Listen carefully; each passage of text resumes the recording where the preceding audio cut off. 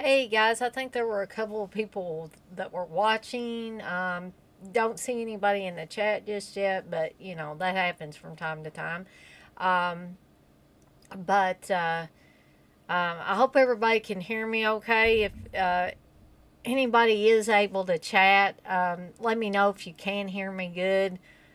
Maybe I can adjust this mic a little bit because I'm trying to sit further back rather than being right up in the camera.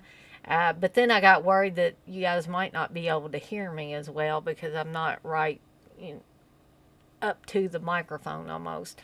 And these microphones that Steve and I have, not that anybody cares, um, but you have to basically talk into the side of them instead of the top of them to get good sound. So please, if anybody cannot hear me, I don't want to talk an hour or two and nobody be able to hear what I'm saying. So I do have a pretty loud mouth, so I can amplify my voice a little bit if need be.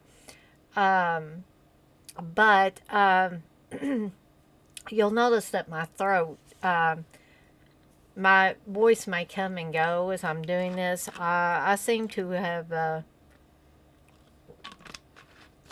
gotten sick again, cold, flu, whatever. I was feeling great yesterday, and then um, for whatever reason, I was cleaning out the iguana enclosure, and about the time I got done, I started like coughing a lot. Then I started sneezing a lot, and there was a lot of nastiness in my nose, and then it seemed to go down in my throat, made my throat scratchy. So, needless to say, I did not go to work today because I didn't want to spread any unwanted germs to my coworkers, who will soon not be my coworkers any longer. I will soon, within 2 weeks, have a new set of coworkers. Um, but I knew I was going to have to go and let the dogs in. So I'm going to put the Evil Dead background up just for a second here.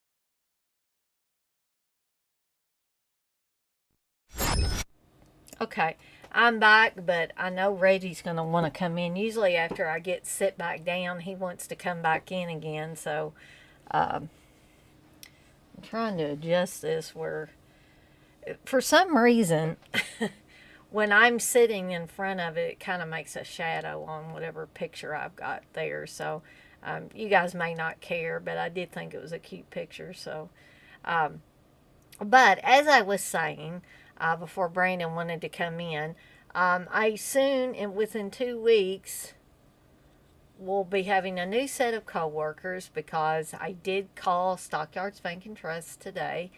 Um, this is a bank, but again, I will not be a teller. Trust me, they would not want me to be a bank teller. But I will be working in their IT department. Um, I have to go for a couple screenings tomorrow, um, just to get those formalities out of the way. Um, and I do apologize for Brandon whining back there. I gave him his pill a little bit earlier to help him sleep, and it's not seeming to do the trick right now. Um, it's probably because he just, when he wakes up and I'm not sitting in the living room, if I'm back here where the computers are, he kind of gets upset. So um, he tends to whine or bark or whatever. If he cannot see me, which he probably can't because my green screen's directly behind me, so he's not able to actually see me once he gets back there. Um, but um, so I did formally accept the job offer. I have a meeting, a WebEx meeting, because I'm still sick. Therefore, I won't be able to like actually go on site and talk with my manager and my supervisor to tell them of my intention. But I did let my manager know that I need to speak with him and my supervisor about something important. And thank you, Jay. And I want to do it a professional way, rather than just sending an email and say, "Hey, I'm leaving my position in 2 weeks." I thought it would be better if I met with them and we used our webcams. And thank you, Aaron. And it was actually kind of like I'm in the room with them and I'm facing them. This is going to be a very hard thing because with all things being said, I don't dislike my manager. I don't dislike my supervisor. I'm not really saying that because I don't want to burn bridges. I'm saying that because it's true. Um, it, it's just that I feel like it's time for me to move on. Um, there, everybody has said it to me that I've talked to them about that this is going to more than likely offer me more growth opportunities. I even had somebody that works not specifically in my department, but they're like our one of our networking guys told me that the job position that I was in was pretty much a dead end. There was nowhere that I could go because metro government kind of forced the library's hand, and they said, they basically said, if you want to make her full time, um, then she can't be a full time computer operator where I was making more money. She'll have to go down to a clerk's wages, which when I got full time, the clerk's wages were about $13 and something. Now it's $15 and something. But this job with the bank, they offered me just right off the bat $22 an hour. And I know I've said that repeatedly. Steve says, you get on there and you talk about, this job and stuff, like people are probably tired of hearing about, hey, I got the job. I'm not bragging by any means. I am proud of myself that I was able to do this on my own accord. I went through the phone interview process. I went through the in-person interview. Um, they did the background check. They did the credit check. They did, and they're gonna do a couple other screenings, which I really don't expect anything to come up from that. Thank you, Dirk. You said good deal. Remember, you was worried you got this. Um, I was worried, but now, for some odd reason, or maybe it's not an odd reason, I feel elated. I told Steve, I said, I feel like I've been set free or something, like a bird that's been caged up. And like, I'm not saying that libraries are not a good place to work, they are a very good place to work. But I think I've reached the end of my rope where I could move up any further in the library chain. I mean, I've tried. I tried getting the web developer job, which basically is helping to design the library's website and kind of supervising the information that people put on the website and making suggestions here and there. And they do a few other jobs, but I put in for it. It was making $26 an hour, and I thought I had a pretty good chance of getting it. But as it turned out, I think what happened was there was a guy that eventually got it that was with the library, and then he left the library and went to a robotics company, of some sort, because that's what he does. He's a programmer, but he was not trained to do websites. He was trained to do programming for like robots and stuff. To me, that's a totally different. Those are two totally different things. And so he, I was told anyway, that this individual found out the grass wasn't quite as green on the other side as he thought it was going to be when he went to the robotics company. So he ended up coming back to the library, and or he was able to obtain a job as a branch manager at one of the library branches. Well, evidently, when this web design or web developer job came open, all of a sudden the branch manager position wasn't good enough for him. He had to go for this one. And I mean, my suspicions may be wrong, but just the way I was told how he got the job, because here's what happened, guys. The job was put out there, it was posted, and I put in for it. And, like I said, I thought I had a pretty good chance of at least being interviewed for it. Never heard anything. And so I started asking around and found out that they had reposted the job and nobody told me anything about it, which was number one suspicious. The number one thing that made me suspicious. And so I put it back in. I even, talked with the wife of the guy that was going to be choosing whoever got this job.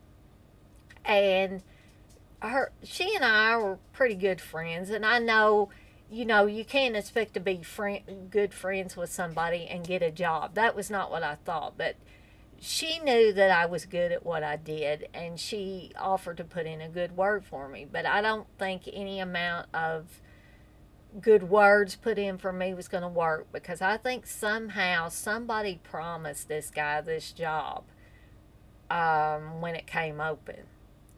And another thing is, there wasn't a job as web developer in community relations.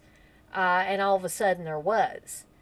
And so I suspect that somebody once upon a time promised this to this guy, and he kind of just slid right in there. Now, I could be totally wrong, but usually I'm not about stuff like this. So that kind of pissed me off when that happened. And there were other things at play. People that were really pulling for this guy to get it, and went kind of talking to the head of community relations and said, yeah, you really need to get this guy because he knows his stuff or whatever. Yeah, he knows programming robots, but he did, that. And then I know I'm doing a little bit of complaining, but be good, Brandon. But and you guys may be getting bored to tears hearing me talk about this, but sometimes it helps to just get it out. And so right after that, or like maybe a few months after he got that job, we had the staff appreciation night. And I did not go to that one. I think I went to one staff appreciation party since I've been with the library. And I've almost been there 10 years.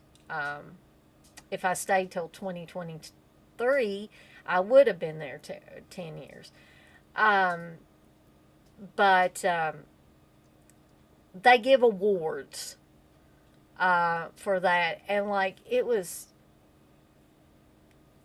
I hate to say sickening, because I don't want to upset the people that were, like, kind of cheering this guy on after he got the job. But it wasn't just certain people, just regular people that were pulling for him. It seemed that the director of the library was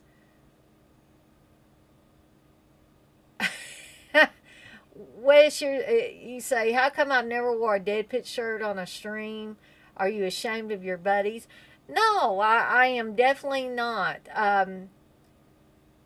But you know what? I guess I could get the Metal Merle shirt out that Steve has got, because I'd probably have to go and find my Dead Pit shirts, because to be totally honest, Wes,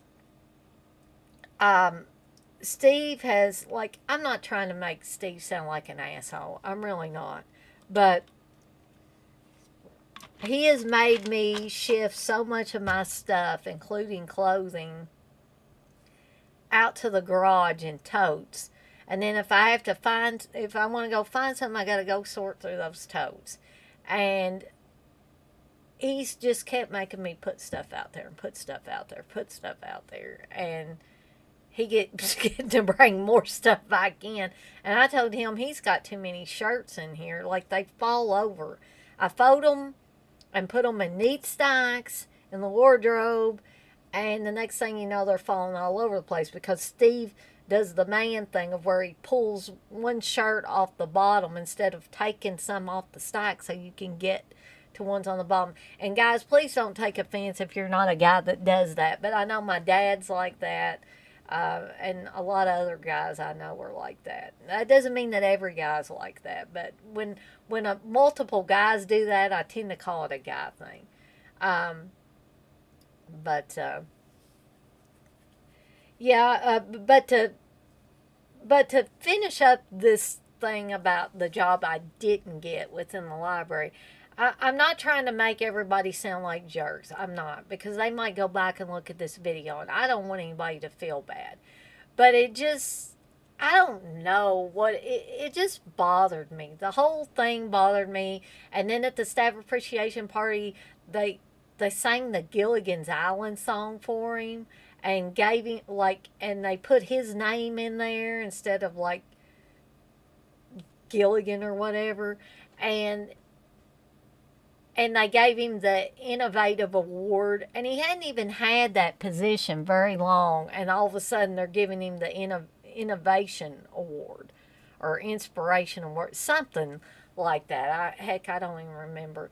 And all of that business just rubbed me the wrong way. And so that was probably the point where I realized they're never going to let me get anywhere else in this place. Because if this is how things are going to go, then I'm never going to get anywhere. And so I just, kind of laid low for a while and, like, thought, I'll just stay here. I'll do my job. If something does pop up, maybe I'll take it, maybe I won't. But it turned out that this job that I was offered was just, in my opinion, too good to pass up. And why would I want to stay somewhere where it's a dead end? I'm never going to have a chance to move anywhere. Sorry, guys. Sammy scared me to death. Hold on just a second.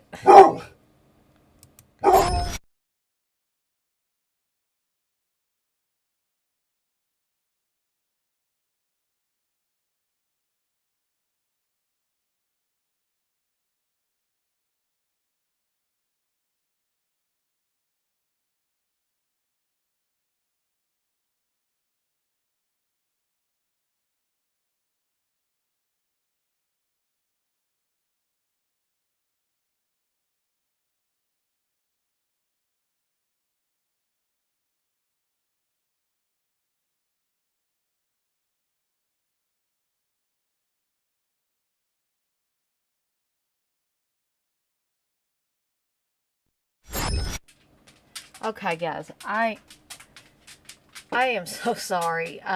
Sammy just scared the crap out of me, because that's what he does. He comes in here and he just starts barking for no apparent reason. Hi, Brandon. And Brandon's right here. But, so let me look at these comments, because I see you guys put... Dirk, he said, Yeah, I've been painting since I was 17, making other people rich and made shit money for years. And the last job I had, I was looking at a glass ceiling and couldn't go up no more in pay. Yeah, that's the same the same position I felt myself in.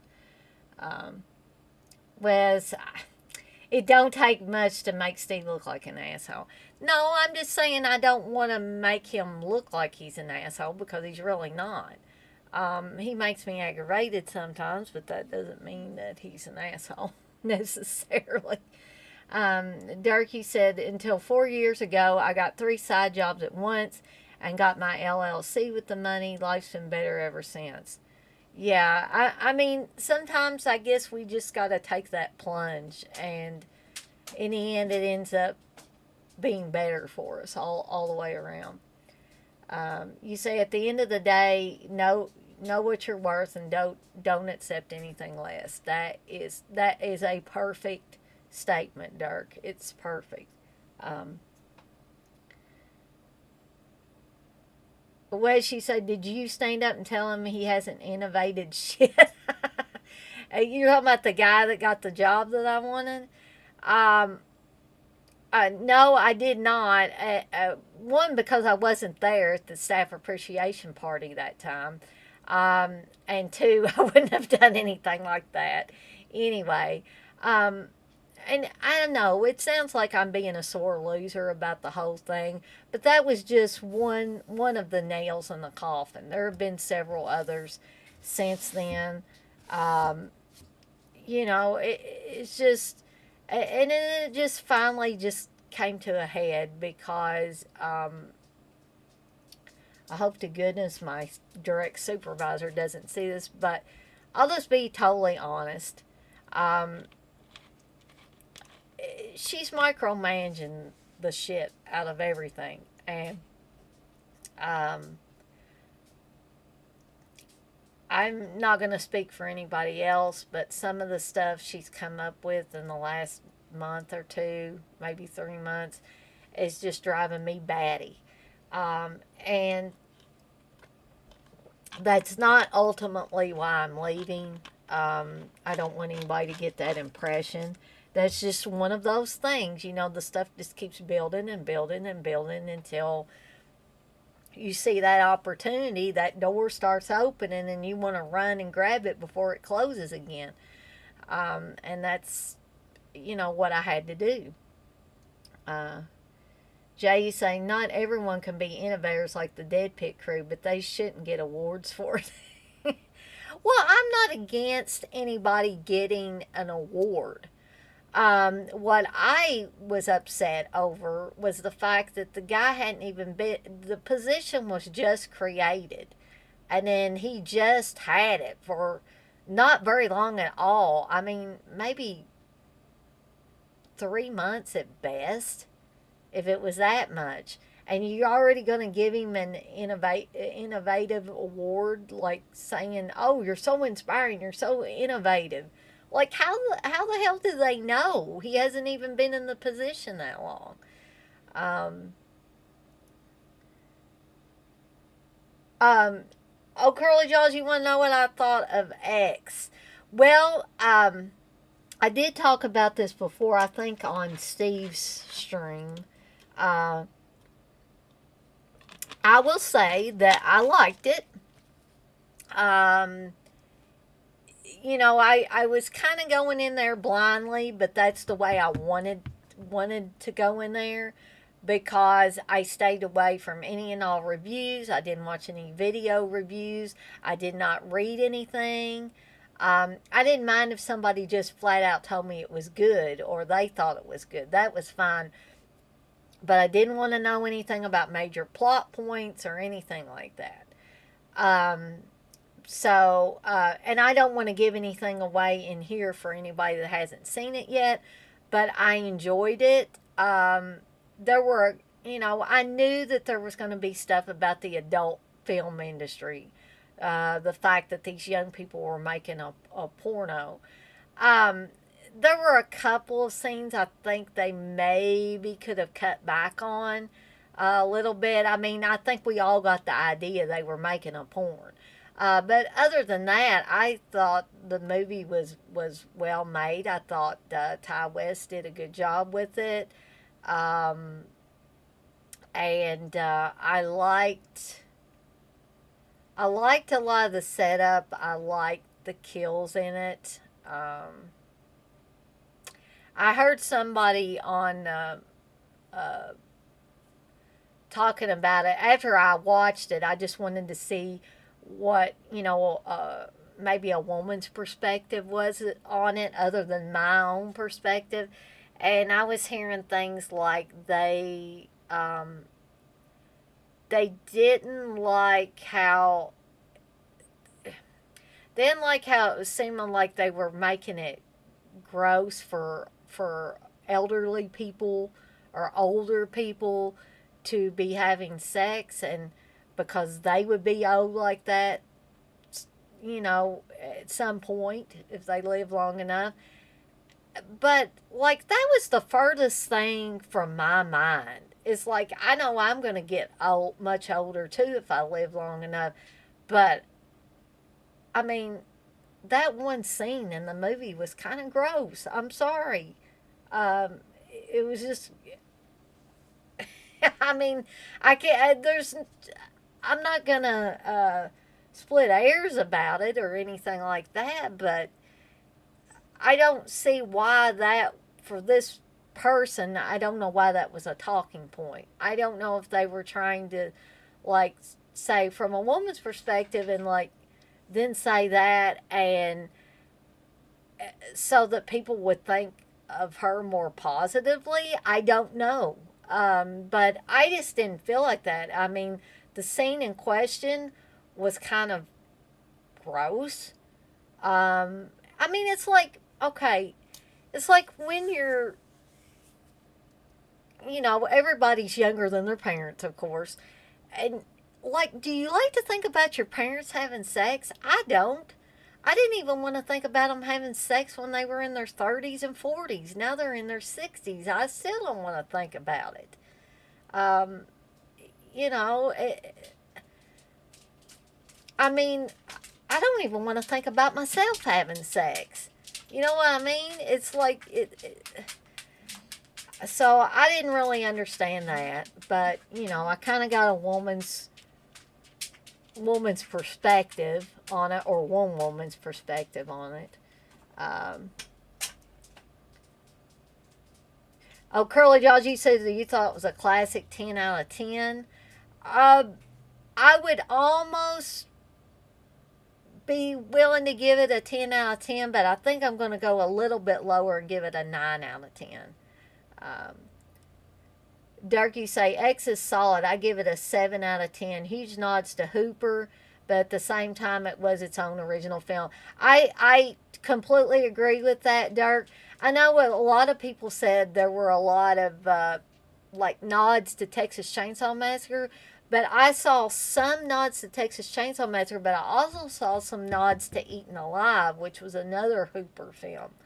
But like you say, it was its own original film as well. It wasn't like a complete rip-off of Texas Chainsaw Massacre. It wasn't a complete rip-off of Eaten Alive or anything else. Um, um, Jay, I honestly am not going to reveal anything else. So unless you're afraid that somebody else might say something, um, uh, I'm not gonna like. I'm not gonna. Like I said, I'm not gonna reveal any major plot points. I just wanted to bring up that one thing about uh, this woman's perspective on it, or girl, or whatever you want to call her. I mean, she didn't look that old.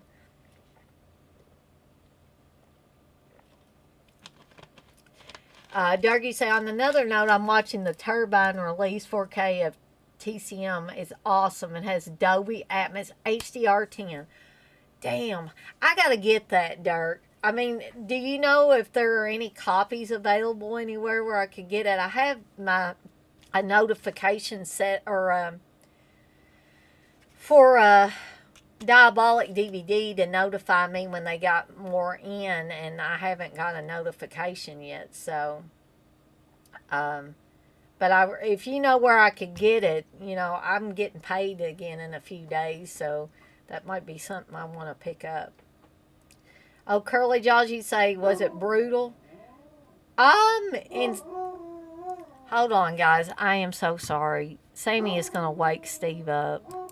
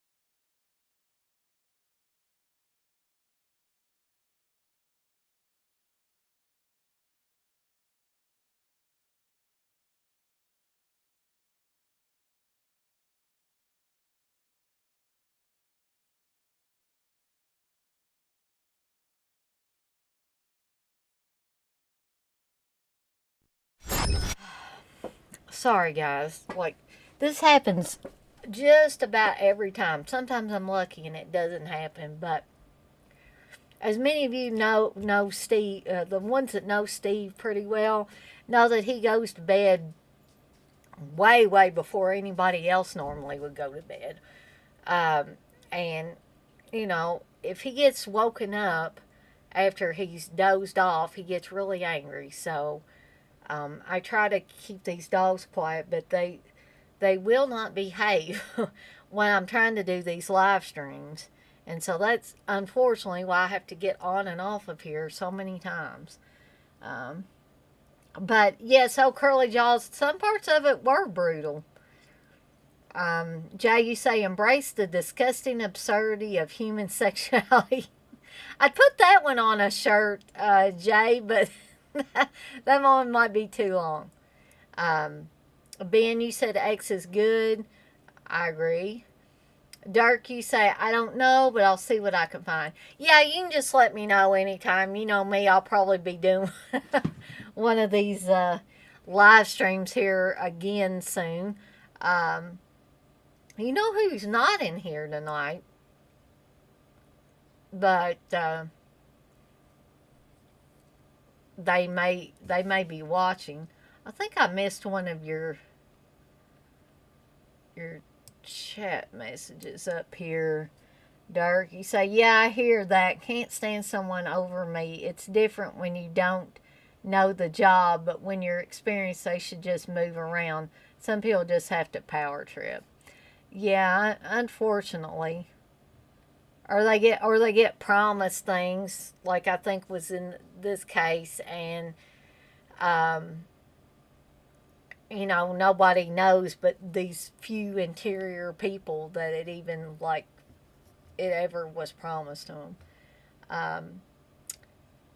Um, Curly Josh, you want to know, did I watch WrestleMania? I did not. I think Steve watched uh, some or all maybe of the first night of it. I didn't know they were having it for 2 nights. Maybe I'm stupid. Maybe do they normally have two nights of WrestleMania, or is this a new thing? Um, I did get me a drumstick cone because I was starting to get a little headache, and I'm not sure if it's this cold I've got or it's blood sugar, but I want to take care of it in any event. Um, and I think Steve said that he liked the first night pretty good, and I think he tried to watch the second night, and he did said I guess the matches didn't seem as good as the first night. Um, okay, they started 2 years ago. See, that shows you how behind the times I am. And I think Wes, we came to your house to watch WrestleMania one year, didn't we? So I don't know, but I don't think we didn't watch 2 nights of it though. But I'm dropping shit all over the place. Sorry, guys. Um, you ever notice how ultimately messy these drumstick cones are because they pile on the nuts, and then they have that chocolate coating that kind of chips off there, and next thing you know, I'm gonna have crap everywhere, melted chocolate and everything else. I'm going to try to eat some of this down so I'm not constantly chewing on this stuff. And if something comes loose in my mouth, guys, it's because I got something called temp tooth to cover that hole in my gum until they get the replacement for it. And I was going to have to wait 2 weeks for it. And it's supposed to be ready next week. But I told Steve, I gotta have something where that hole is. Because I can't eat. Because I've already lost teeth on this side and the bottom. I'm like, I'm not going to have any chewers left. I'm not going to have any molars or premolars or nothing left if it keeps going the way it's going. And unfortunately, if you read up on teeth and, you guys are probably thinking, God, I don't read up on teeth. When I started, having problems with several of them, and it seemed like they were my molars and premolars that were giving me trouble. If you read up on them, they'll tell you that is where most people have their problem. Because it's hard to get food out of them, and then bacteria sets up in them and all that. So, I mean, it's good that they're in the back. They don't show as much, but when you're trying to eat, it's a pain in the ass. So, in any event, I'll be glad to get something there. I keep pointing to the wrong side. Something there to help assist me with chewing until I can afford to get the implant, which that's part of taking this new job. My insurance is going to lapse for a little bit till I've worked for 30 days for the new job, and then they will give me insurance, and I will get the same. I'll get Humana insurance again, and I'm more than likely get Delta Dental, which is my dental insurance. But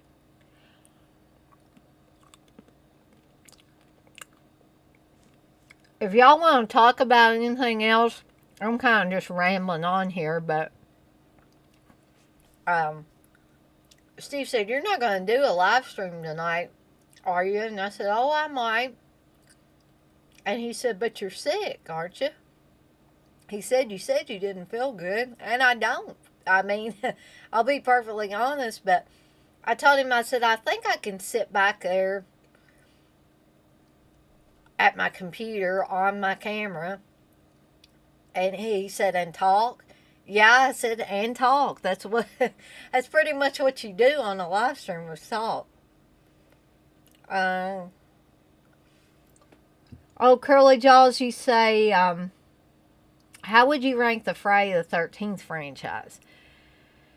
Well, they're kind of hard for me to rank, oh, Curly Jaws. But I will tell you some of my favorites. The first one's my favorite. The fourth one's my favorite. The seventh one is my favorite because that started Kane Hodder's reign as Jason. Um, like I've said before, Kane Hodder was really the only one that stuck with the role of Jason until they unceremoniously took it away from him when Freddy vs. Jason was made. And I thought that was the biggest crock of shit ever. Hey, Noah. Noah comes in here when I'm saying crock of shit. He's probably like, what the heck? But sorry, guys. I've seen that go in the red. I probably was getting kind of loud there. I don't mean to. Maybe I'll just lean back a little bit. If you guys are able to hear me pretty well, then I don't need to be screaming into the microphone. Jay, you said you tried watching Jason X Sunday night and couldn't do it. Jason X is definitely not one of my favorites, even though Kane Hodder is still playing Jason at that point. But I even like Jason Goes to Hell better than I do Jason X. And people probably think that's blasphemy to hear me say that.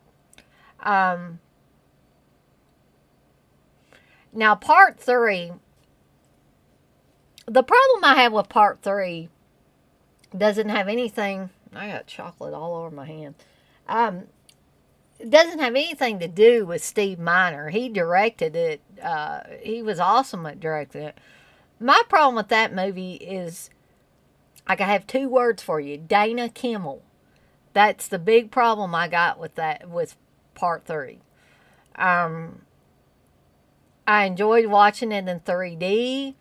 I enjoyed the direction by Steve Miner. But I don't think Dana Kimmel was a very good actress in that. I mean, if you want to see her play a better or be a better actress, she was actually a better actress in the movie Sweet 16, where she was younger. Or I believe she was younger. She looked younger.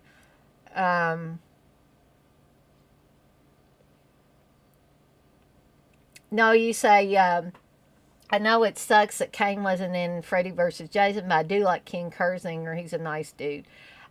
Yeah, I've heard that he's a nice guy, and I've also heard that Derek Mears is a really nice guy, too. And I wasn't a big friend. Can't even talk. I was not a big fan of when they rebooted Friday the 13th.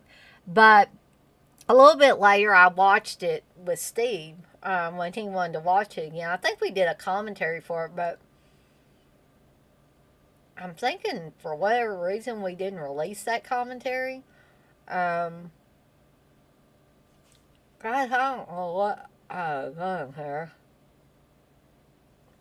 But all of a sudden it's feeling really weird there where I've got that fake tooth at. But anyway, that's why I thought I got something from this cone on it, but I guess I didn't. But anyway, yeah, I've heard Ken Kersinger is a really nice guy. I've heard Derek Mears is a nice guy. And I have nothing against either guy.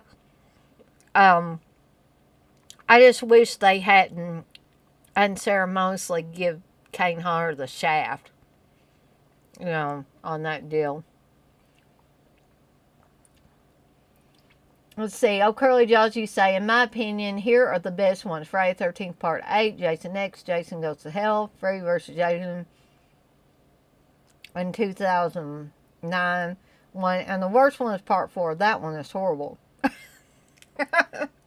That's one of my favorites, old Curly Jaws.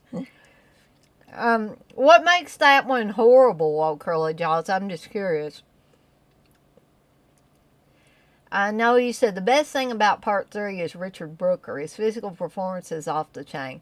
I think Richard Brooker did a really good job in that. Like I said, the only thing that puts me off about part 3 is 2 words: Dana Kimmel. The other thing, and I've mentioned this before, that I don't like about Dana Kimmel, and maybe she's mellowed out over the years and all that, but I don't know for sure. But way back when, Fangoria did an article where they interviewed pretty much the final girls of the Friday the 13th series up to that point of when the article was written.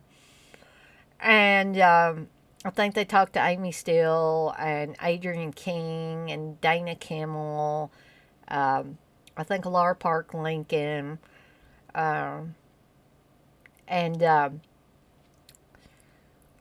Dana Kimmel, the others were just basically on there talking about, what it was like working on the sets and stuff like that. And most of them, acted like they had a pretty good time. Dana Kimmel, on the other hand, was talking about all the time she spent telling Steve Miner she wasn't going to do this, she wasn't going to do that, making them change a bunch of shit. There's a scene, I believe, where she was supposed to get her head cut off, and I can't remember if it was a dream sequence or not what, but she pretty much said she told Steve Miner she wasn't going to do that, and so he had to go back and revamp it, and I don't know, craziness. And I haven't cared for her ever since.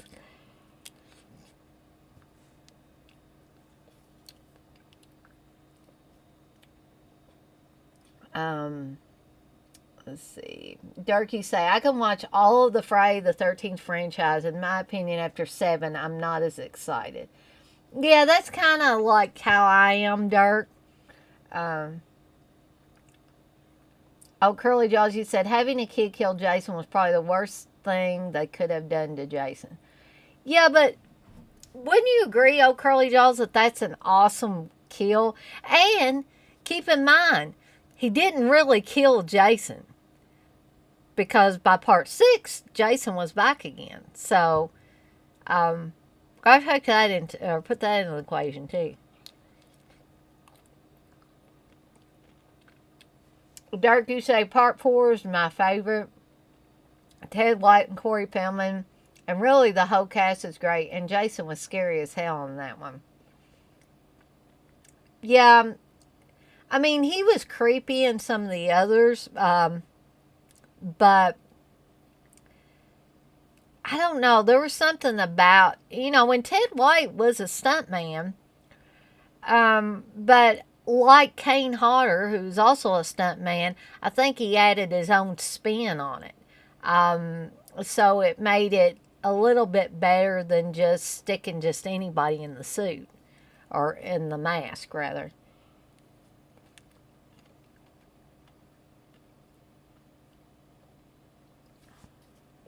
No, you say, I also suspect they dropped Kane Hodder since he's only an inch or two taller than Robert England. It still sucks, though. Yeah, I don't know. It just seemed very shitty the way they just, they made him think he was going to be playing Jason again, and then all of a sudden, oh, wow, we went with somebody else. And if you have not watched To Hell and Back about Kane Hodder, I highly recommend you watch that, because that is, in my opinion, that is the ultimate documentary on Kane Hodder. I found out so much about Kane Hodder with that documentary, and the book that came out as well.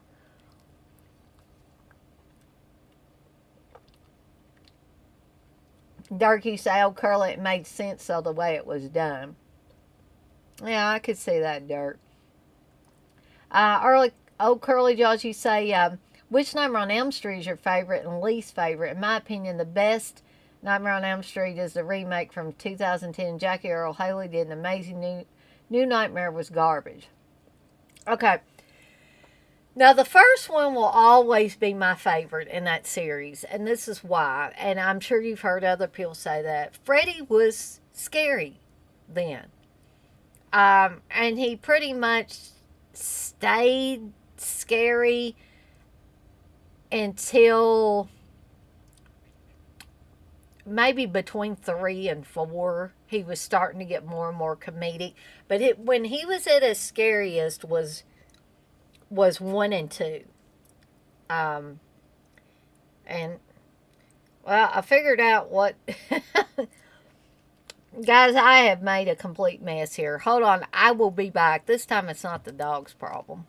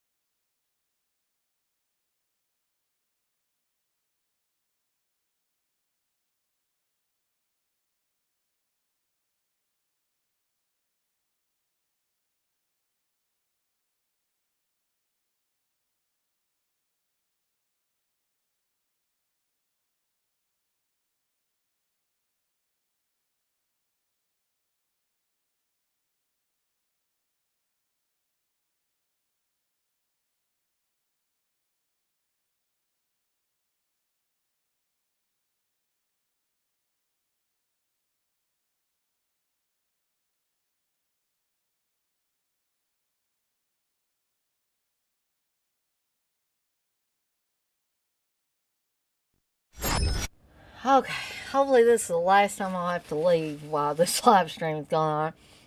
But another thing about these Sunday cones is every once in a while you'll get one out of the package and not notice that the point at the bottom of the cone is broken off. Then everything melts and runs down through here. Well, it got all over my brand new desk mouse pad with my sloth on it. And now I'm probably going to have a chocolate stain on there for some time to come. But anyways, let's see here. I know you say, oh, Curly, you're killing me. You like part 2, Noah? I like part 2 also. No, X-Ray, you didn't miss any cabinet talk, amazingly enough. We can talk about it if you would like. Really, Noah? That's surprising. You say Haley was the only good thing about that remake? I thought he was one of the worst things about that remake. I went to the theater and saw that one. I could not find one good thing about that movie. And I like Jackie Earle Haley. I mean, I watched that guy and stuff like the Bad News Bears and stuff like that, but I don't. I think he was completely miscast as Freddy Krueger. Um, I just the guy's a good actor. He just could not pull that off, in my opinion.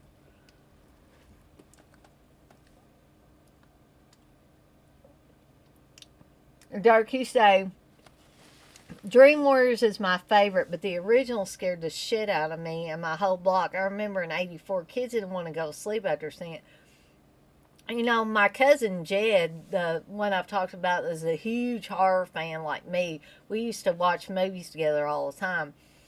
Um, but I can't remember if it was the first one. I want to say it was the first one, but it might have been the third one. He was traumatized by a babysitter who made him sit and watch Nightmare on Elm Street. Like, he didn't want to watch Freddy for a long time because that happened to him. I don't know who the babysitter was, but my goodness. What a movie to torture a kid with. Um, X-Ray, you say it's weird. Part 3 is the fan favorite, but out of all the sequels, I think Part 2 aged the best and is the least silly. Freddy was one sick son of a bitch still. Yeah, yeah. That's why I say 1 and 2 um, was Freddy at his darkest. If you want to see the dark, really scary Freddy, then watch the first two. Um, so, old Curly Jaws, you thought Jackie Earl Haley was a better Freddy than Robert Englund. I know that's blasphemy, huh?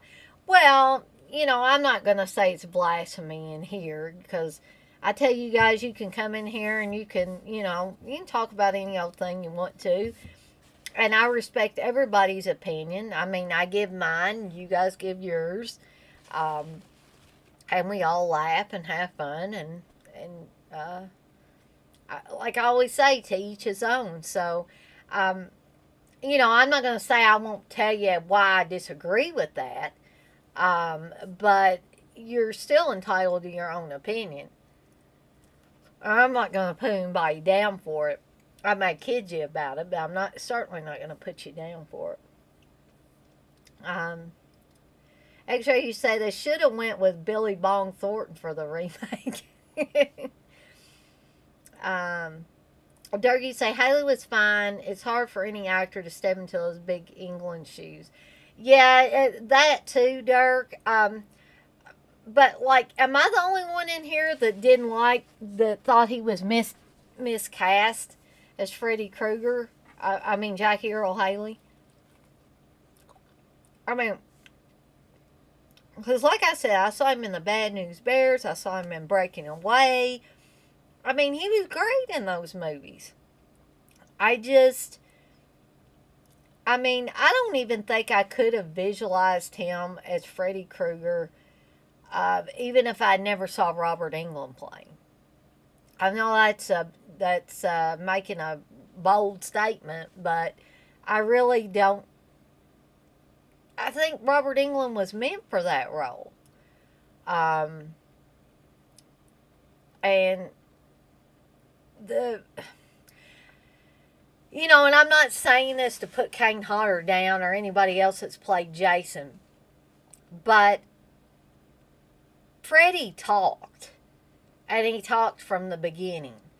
And so, there had to be a little bit more to that character to get you, I don't want to say behind him because he's the bad guy, but he's a horror icon too.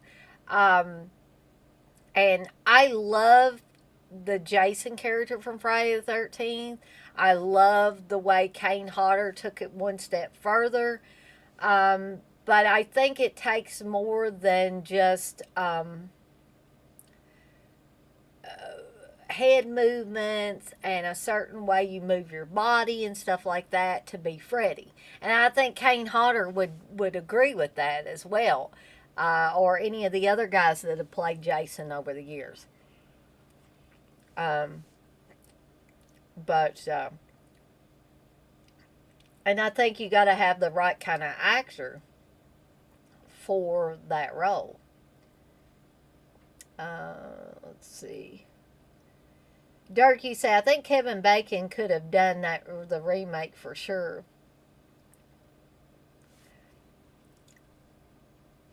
Kevin Bacon could have done which remake, Dirk? You talking about Friday the 13th remake or Nightmare on Elm Street? Oh, Curly Jaws, you say, Dana, did you see the Bye Bye Man? That's a classic. I've seen a trailer for it, Oh Curly Jaws, but I have not actually seen the movie. I do not think I've seen the movie. I'm pretty sure. Um, I may have to see it since you say it's a classic. Um, no, he said, I think it was good casting. It's just that the script was so bad, he didn't have anything to work with. And maybe, maybe I need to go back and rewatch the remake because I refused to watch it after watching it in the theater because I thought it was so bad. So maybe, sometimes past, maybe I need to give it another watch, maybe. Um, X-Ray said the only good horror remake in the last 20 years for me was Friday the 13th. But it felt like it could have been a sequel instead of a straight remake. Yeah, I kind of felt like that too, X-Ray, that it could have been a sequel. Um, you said, let's be real. Jason, like Michael Myers, is just some stunt guy in a mask. Anyone can play those guys. Robert Englund was an actual thespian.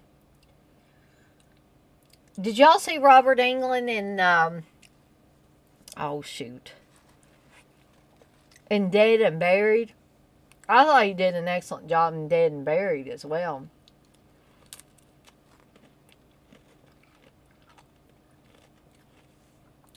Dirk, you say, Bye Bye Man is hot garbage. Once was enough. Uh-oh. X-Ray, you say, same goes for Pinhead.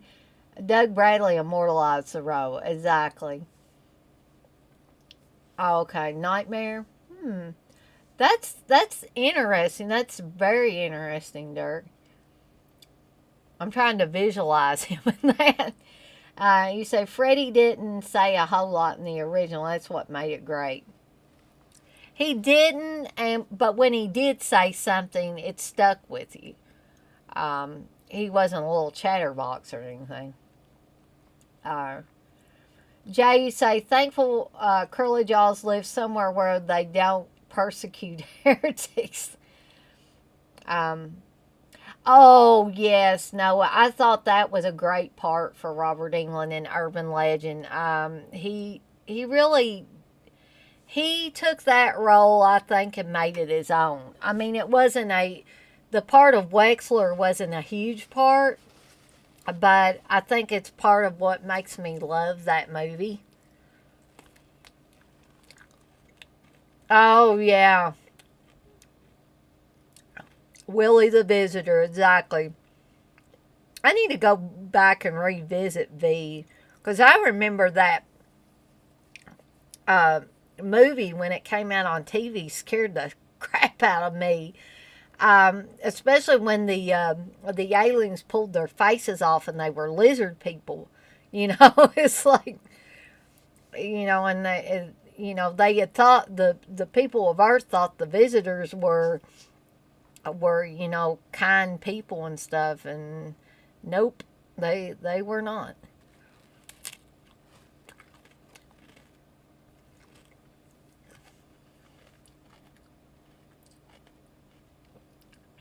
Oh, Curly Jaws, you say, I like to see Rob Zombie write and direct Nightmare on Elm Street movie and get Bill Moseley to play Freddy.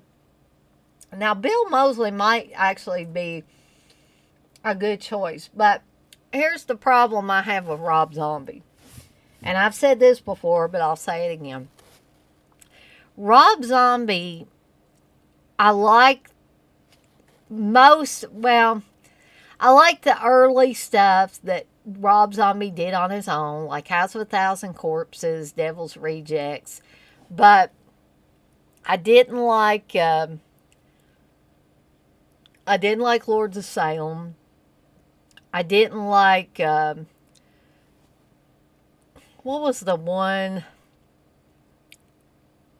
Was it called 21 or something? I didn't like that one. And I don't like the remakes he does. I mean, in my opinion, he needs to stay far, far away from these franchises. Lord help, don't let him make any more Halloween movies. Um, I just, yeah.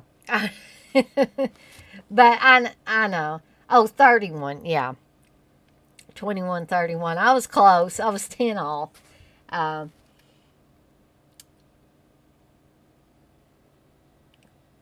no, you say England also really elevated Behind the Mask. Now, see, I have not watched Behind the Mask. I probably should because I hear a lot of good things about it. X-Ray V is that Alex Jones' favorite TV show. I wouldn't doubt it.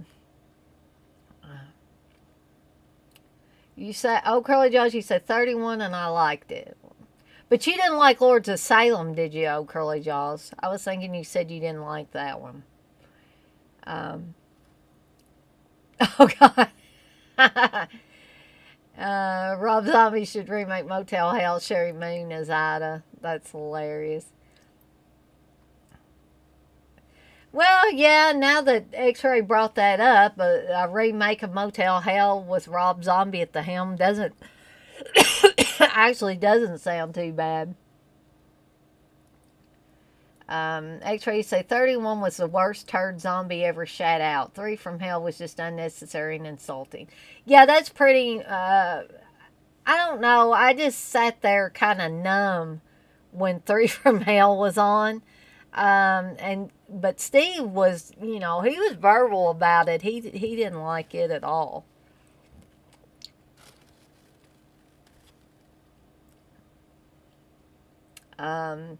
Jay, you say Zombies Freddy would have a red and green Stranger Danger trailer.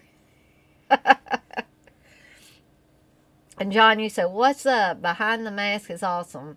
Seen it as much as has it one, which is too many times. Hey, John. Yeah, I guess I need to watch Behind the Mask because, like I said, I keep hearing good things about it. No, you say you think Lords of Salem is underrated.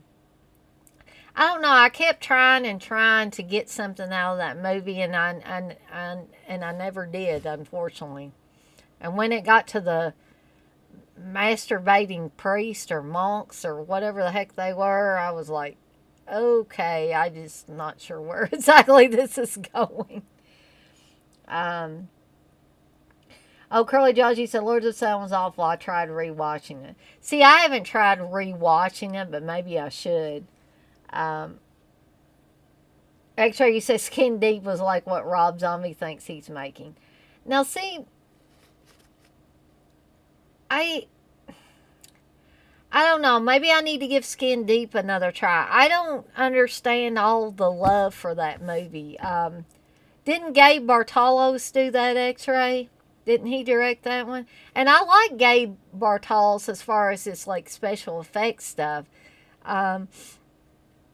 But all that proves to me personally is not all special makeup effects guys can make good movies. You know, Tom Savini can, maybe, some of the other guys can, but I don't know. Skin Deep just didn't resonate with me. Make sure you say Steve's got good taste in horror in his time. Oh, Curly Jaws, you love 3 from Hell? Yeah, Saint Bernard was the other one that, like, I know there was a Saint Bernard in the movie, but the real movie was about guy whose name was Bernard, wasn't it? I mean, wasn't that the case? Because I know Steve got that movie, but I'm thinking he's maybe wanting to sell it now. And he also got a St. Bernard sticker when he bought the movie, which actually has a St. Bernard on it. And see, I didn't care for that movie either. So, but like I said, I love all the effects work that Gabe Bartalos has done over the years. John, you say you're going to a live showing of Devil's Rejects with Ken Foray and William Forsythe in 2 weeks. Going to try to get my Dawn of the Dead Anchor Bay DVD signed. Awesome, John. You'll have to let me know how, or come in here during one of my live streams. Let us all know how that turned out.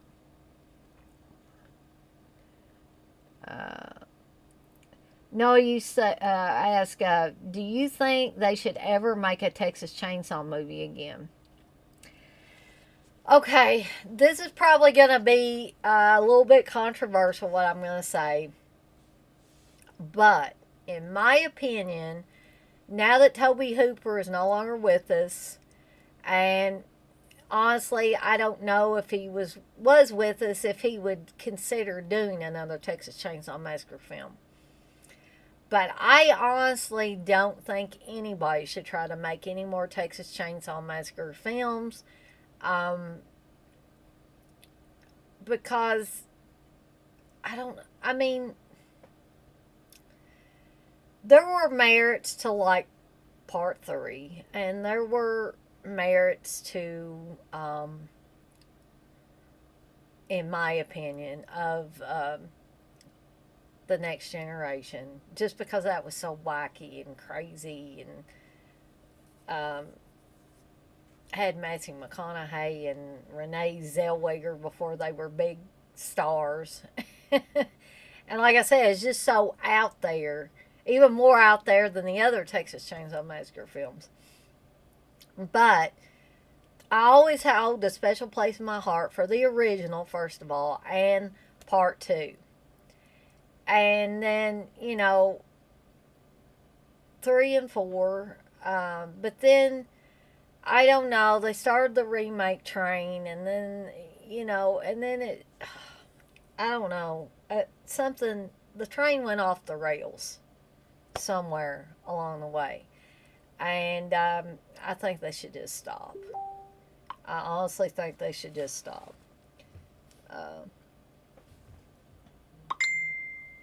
I think somebody sent me a message.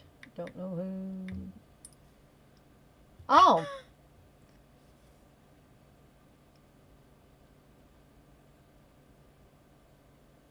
Oh.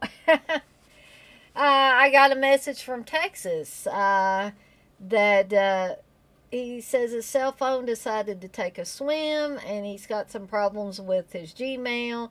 So he's watching the show, but he can't reply. So he's here in spirit with us, guys.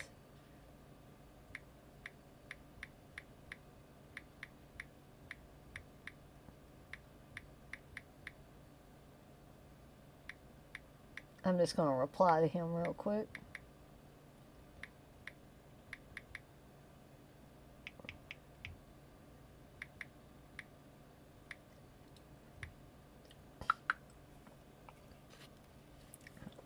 Let's see. So I hope that answered your question about Texas Chainsaw Massacre, Noah. Jay say, at X-Ray, is there a Steve-approved hentai list? I need to see that. I may have to ask him about that, actually. Honestly, though, guys, I don't know if y'all would want anything entirely Steve-approved.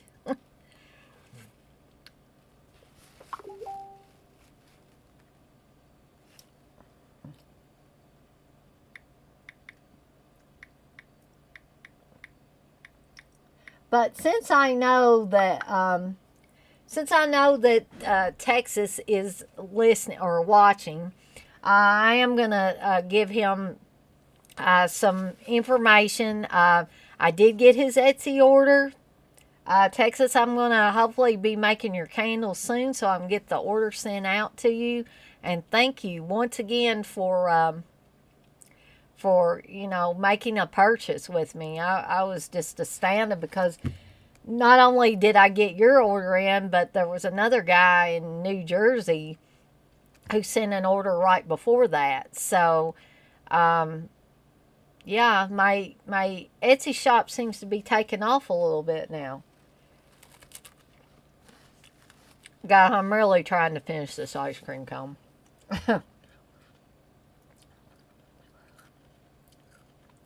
Let's see. X-Ray, you say Texas Chainsaw movies with Amityville and shark films should be outlawed at this point. And I think I would add Halloween films to that as well. Um, X-Ray, you say, I think Toby only made TCM2 because he was contractually obligated by Canon to do so. It just wasn't a sequel type movie. Yeah, I do believe that was the case, but I still think he did a good job with it. Um, X-Ray, you say, Steve usually discusses his love of the hentai arts on the Captain streams. Oh, X-Ray, you're giving away all the secrets. X-Ray, you said the Funhouse was a banger Toby Hooper horror film. Lots of ambience and weirdness, like it could take place in the first TCM universe. Oh, speaking of the Funhouse, guys, I just got a heads up from Diabolic. I'm part of on their mailing list or whatever, and I got a notification that they were going to put out a 4K of the Funhouse. I'm not sure when. I've got to look more into it and see, but I'm really excited about that. No, you say the best movie about Texas Chainsaw that isn't the original is Summer School. Damn, you are right, Noah. I mean, that Summer School, I love it. I just got that, got a Blu-ray of that, the new Blu-ray that just came out.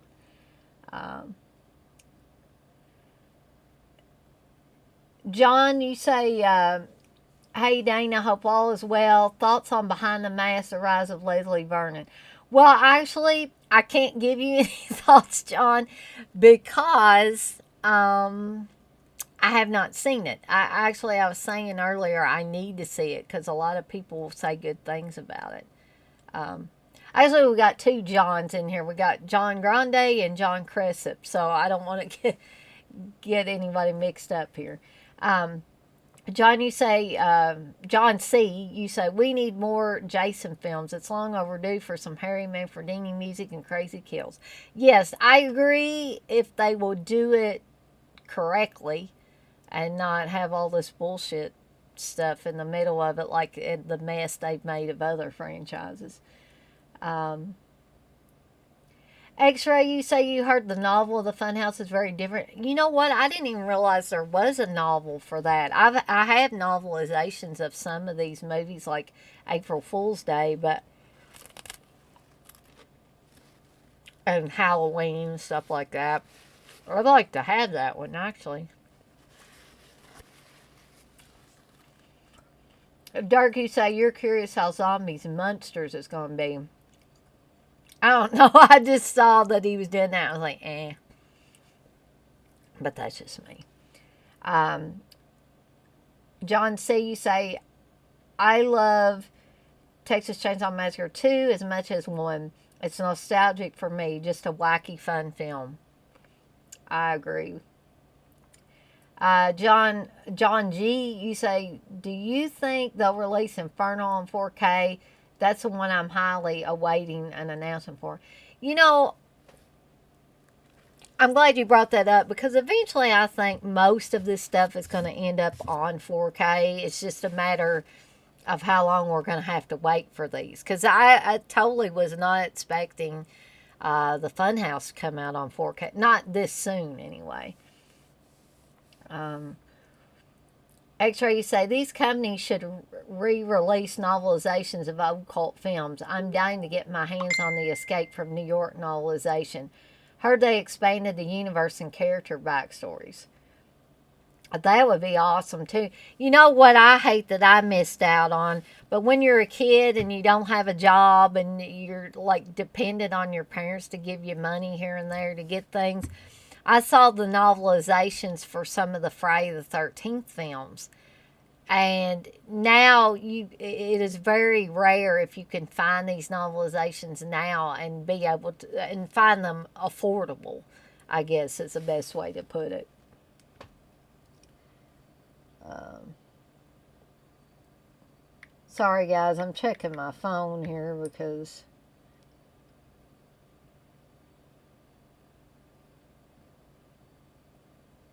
let's see. Oh, well, actually, Texas was thanking me for working on his candles. He actually ordered 2 candles from me, um, which I'm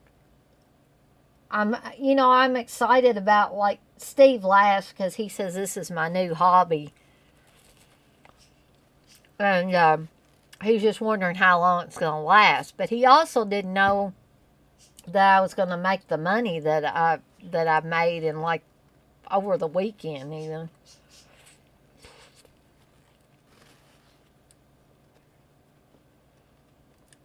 Let's see. Durkee said, I just got Happy Birthday to Me, the Mill Creek release, but no special features. Is there a better release, what is it? Intervision, I think, or something that's called. They have a good release. I was thinking, I wanted to say I had another release. Let me just get up and check on that, Dirt, because I was pretty sure that I had another release of that. Uh,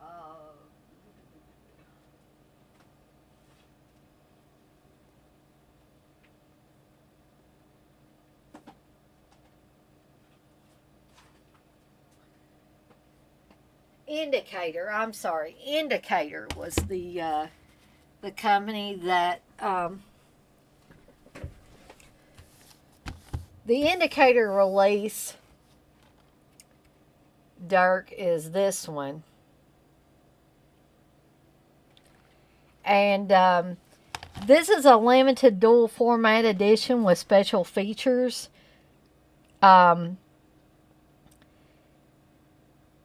It has the original score. And I'm going to turn this light off right behind me here in just 1 second. But and it also has that alternative score that was probably on that. Yeah, no, the Region B Indicator release. Yeah, that's the one I'm talking about right now. Um, I think your Mill Creek release might have that controversial electronic score that just like ruined the beginning of the movie. It was horrible. Um, that was used in 2004. But this also has audio commentary by The Hysteria Continues. Um, let's see. An image gallery on set and promotional material, the original trailer and TV spots, new and improved English subtitles, and an exclusive 24-page booklet with extracts from the original press kit, advertising and promotion guide, and selected film reviews. This is actually the UK Blu-ray premiere. There were 5,000 copies made of this. The other Blu-ray release I have is one of these that looks like a retro VHS tape that you would buy from or rent from the video store. It looks like it's got a horror sticker on it. This one actually is the Mill Creek. So is this the one? This is the one you got, Dirt, that's part of the silver collection? Because this one I've got is the Mill Creek collection. This one is the Indicator one. And I would say if you want the better of one, the Indicator one definitely would be it. But anyway, hold on. I'm going to go put these back and turn off this light back here so it won't be showing through my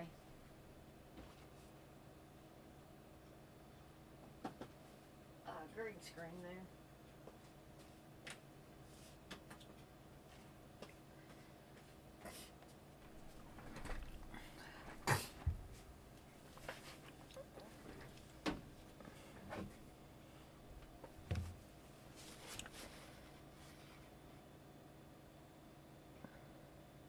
Let's see. John G, you say Sleepaway Camp, the original, or Sleepaway Camp 2 and 3? For me, it's 2 and 3 because of Pamela Springsteen. What is your opinion? Well, John, the first ones I saw were parts 2 and 3. So I have a special place in my heart for those. But then, after I'd saw 2 and 3, my aunt Sandy, the one I told you was like a big horror fan just like me, and I used to watch many, many horror movies with her. She told me about the original Sleepaway Camp and, the cool special effects in it and all that. And so I definitely had to watch it. So I finally tracked that one down and watched it. And I honestly can't pick favorites with that because I like what Michael A. Simpson did with 2 and 3. That was awesome. But I also like what Robert Hiltzik did with the original. I think Felissa Rose is awesome in it. And Felissa Rose is an awesome person in real life, by the way. In case you've never met her at a convention, I have nothing but good things to say about her. So I think I like them all. I can't say which one I like better. If I like Michael A. Simpson's better. Pamela Springsteen is great as Angela, and with the humor added to that, I think it really added something to the franchise. I guess you can call it a franchise. Maybe just call it a trilogy. But I think she really took that role and made it her own, Pamela Springsteen did. But that is one that I cannot play favorites with that. I just can't because I like each one of those in that trilogy on their own merit. They're almost like two different movies to me.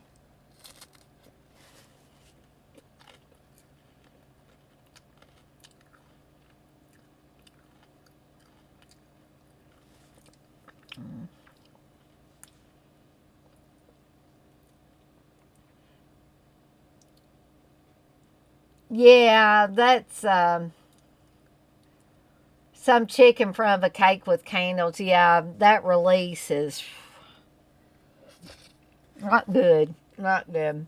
And like you said, the transfer is okay, but no special features or anything. Dirk, you say you have to go now. Always good hanging out with everyone. Thanks for the live stream. Well, you're welcome, Dirk. And I'm just noticing it's after 10 o'clock here. I'm probably going to have to go pretty soon too, as I have to. I am sick and working, teleworking, but I have to go do a couple of screenings for my new job. Not movie screenings, but fingerprint and drug screens for tomorrow. And then I've got to start my shift at 12 and got to work 12 to 9. And even though I'm working from home, it's still pretty rough.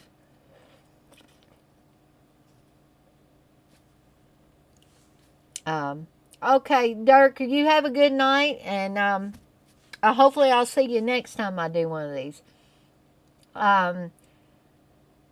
John, you say, are you a fan of Trilogy of Terror 1 and 2? Okay.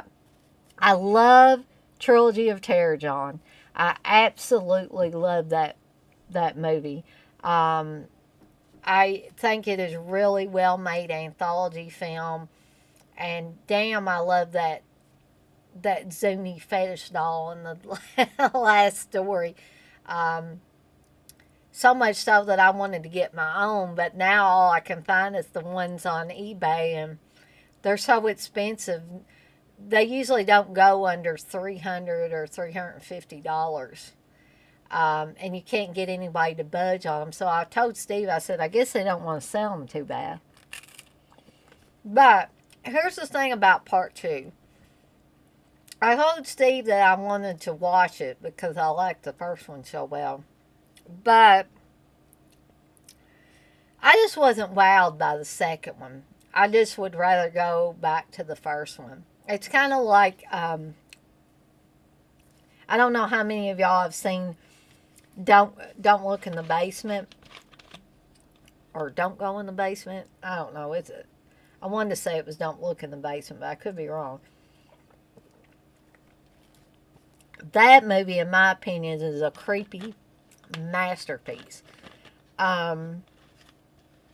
But the second one that they made many years later is just not even, in my opinion, worth watching. So I would have to say, yes, I'm a fan of the first original trilogy of terror, but not the second one.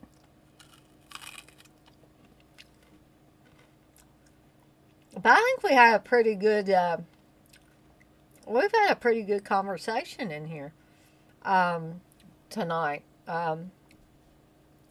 Kicked this off at 8:30, and I didn't feel like it should be 10 o'clock yet. And, I can talk for a few more minutes if anybody wants to ask me anything or comment or, like I always say, we'll throw things at the wall and see what sticks. Like I said, I can stay around for a few more minutes, I think. The good thing is, other than having a scratchy throat and a little bit of a cough, I'm not hurting too bad. I was in a lot of pain last night. But I have my good old naproxen. It's like generic Aleve. Oh, John. Oh, you're asking me favorite Masters of Horror episodes. You know why that is so hard for me, John? Because I really can't remember very many of those. I did like Coscarelli's. But didn't he do that incident on and off a mountain road? And there were others I liked, but I'm just like, I'm going to have to go back and revisit that series, I think.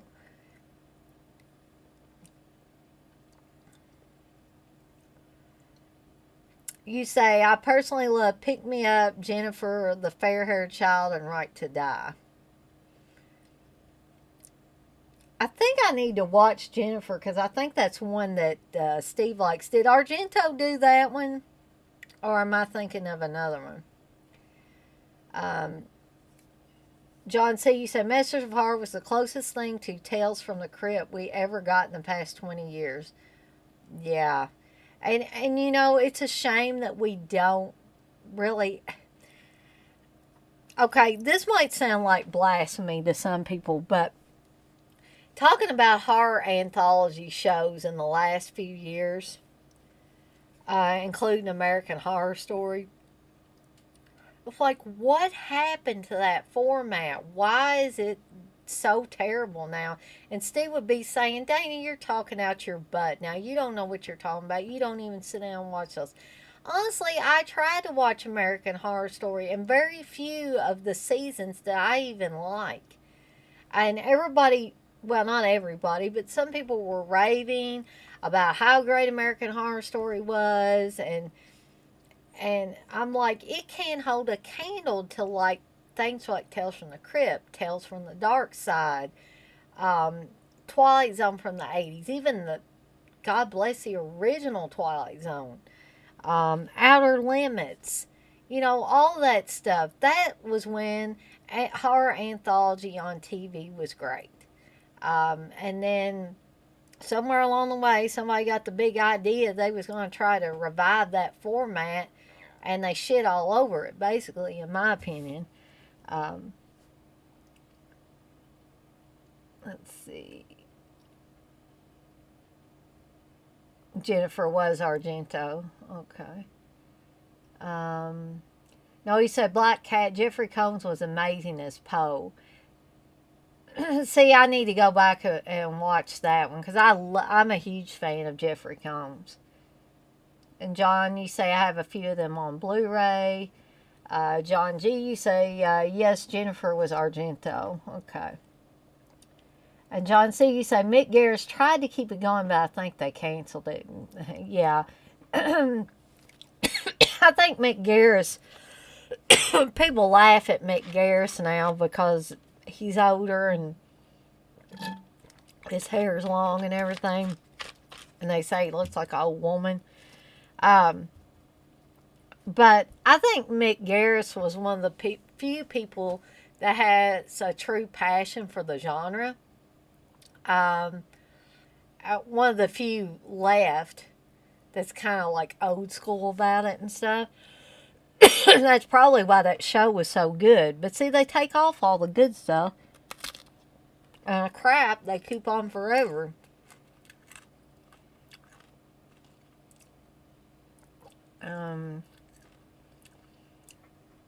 John, you say Argento also did Pelts with Meatloaf, which is a blast in the gore department. I think Steve liked that one as well. You said the new Twilight Zone I couldn't stand. I don't know how they messed it up so bad. Yeah, I think it's because of, this is my personal opinion. This is not racist in any way.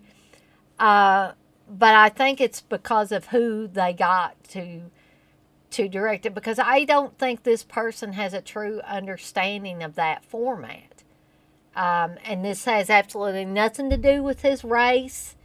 It's just either you have a passion and an understanding for that type of television horror format, or you don't.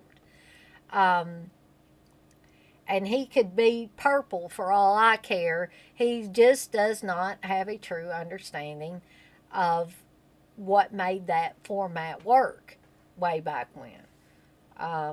And a lot of these other people don't either.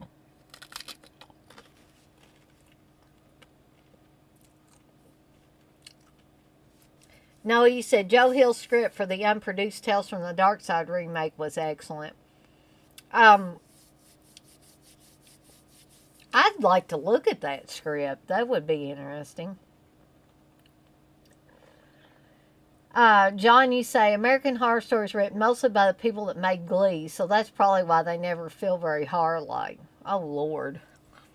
Well, Steve kind of made fun of me, or questioned me why I didn't like American Horror Story. He claimed I didn't really give it a chance, like he claims that I don't give a lot of other things a chance, but I do give them a chance.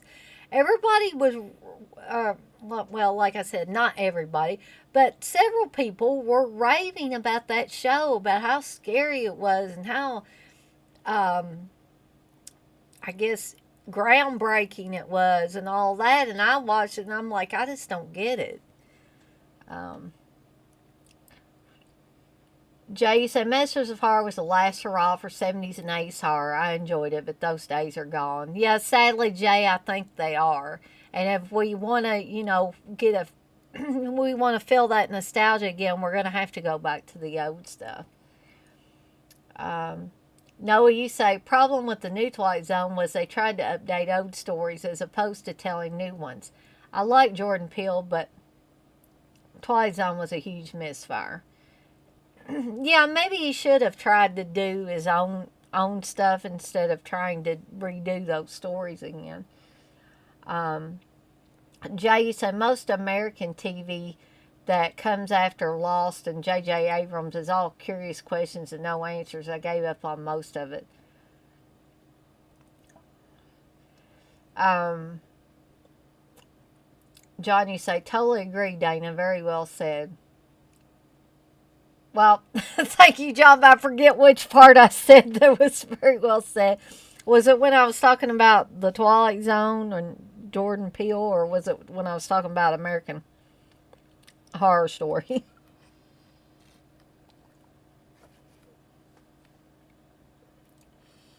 Johnny said, the scariest damn show on TV is Mindhunter on Netflix. It's a must for true crime. I'm going to ask Steve about that because usually he introduces me to a lot of the true crime stuff. Jay, you said, watched American Horror Story for 2 or 3 seasons. You aren't wrong. Okay. Well, Steve just says I don't give things a chance. He also says I don't give certain people a chance, and I think he also wants to accuse me of like going into it with the attitude that I'm going to hate it going in. And I honestly try not to do that. I try to have an open mind about stuff. But when it starts off the first few minutes and I'm already starting to tune out and fiddle with, play around with my phone or something like that, something tells me that this is not going to be the show or movie for me because it's not going to hold my attention long enough for me to stay away from my phone. Jay, you said Mindhunters is great. Man, I'm going to have to check this out. Johnny says it's kind of like that movie Zodiac in long form, the David Fincher movie. Slow burn but creepy. Cool.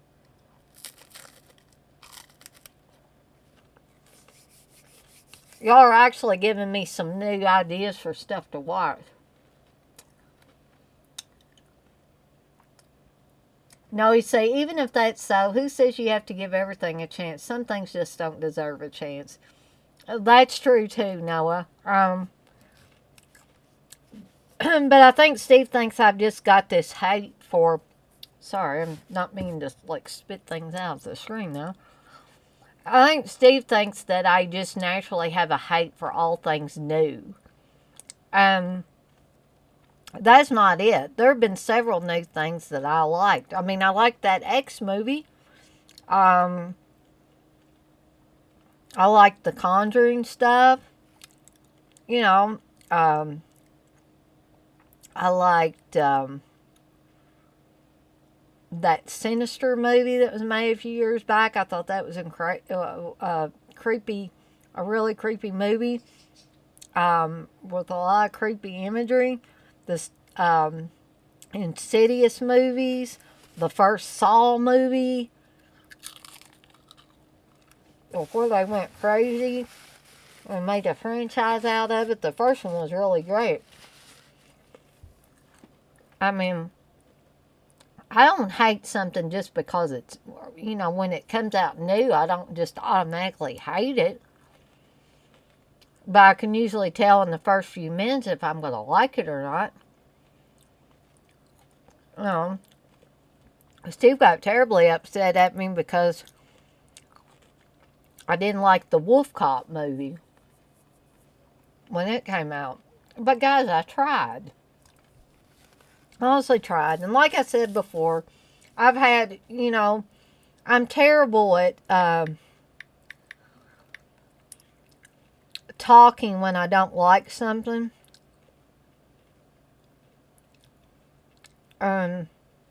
This really irritates Steve when I do that.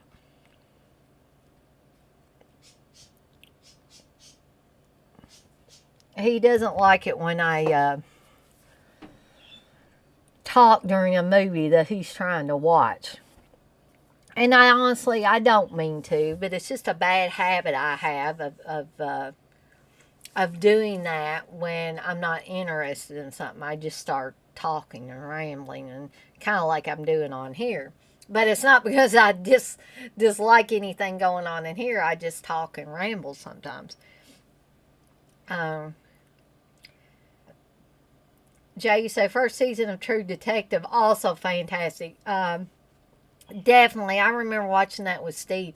The Fargo stuff was good too. I don't even know if I watched Fargo pretty steadily for like maybe the first 2 seasons. I don't even know if it's still on. Noah, you say, if you like slow burn horror, I highly recommend The Black Coat's Daughter. I'll have to try that one out too. Um, you say all you can do is try.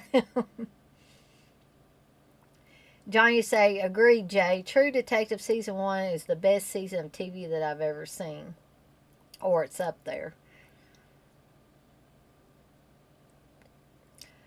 Well,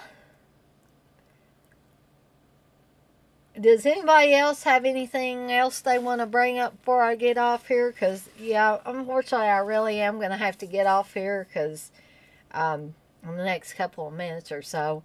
Um, because, well, with me feeling bad, and I'm sorry if I'm repeating myself, with me feeling bad, I'm going to have to make sure I get some extra rest before I go for those screenings tomorrow and before I start my evening shift. And um,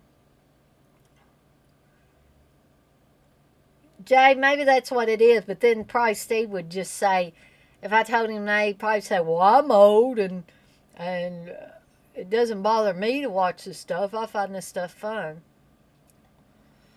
But, some people say stuff I watch is stupid too. But, like, for example, to bring up the Wolf Cop movie, I thought that was, in my opinion, that movie was just an excuse to have these hot women get undressed. And, like, this is supposed to, like, maybe it did turn on some people for some hot chick to take all her clothes off and screw a guy that was the Wolf Man. That's all I kept seeing on that stupid movie. Um,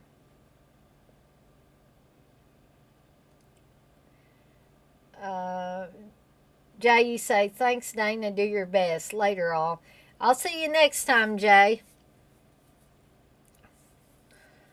But yeah, I think if nobody else has anything to bring up, I think I'm gonna cut this off. Hopefully, Aaron won't come back and ask me something like after I hit end stream. Um, oh, thank you, Noah. I appreciate that. This was just throw anything at the wall and see what sticks show. I didn't really have a theme planned or anything. I just got on here and talked, which I can do that in spades usually. Um, I guess the only time I won't be doing that is when I'm dead. So I better enjoy it now while I can do it. Uh, but yeah, I hope I feel better soon too. Jay, you say any excuse is legit to get women naked. Yeah, but that's from a guy's perspective. I'm a woman and a straight woman at that, so I have no interest in seeing other naked ladies. So, but I know how Steve is, and I know how other men are. Um, so, yeah, they like to see naked ladies and naked hot ladies. That's a bonus. Um, but anyway, guys, thanks again for hanging out with me tonight. Texas, thank you for watching. And I hope, things get cleared up with your phone and your Gmail and all that real soon. And I am going to skedaddle on out of here, and I will catch you guys on the flip side. Have a good night.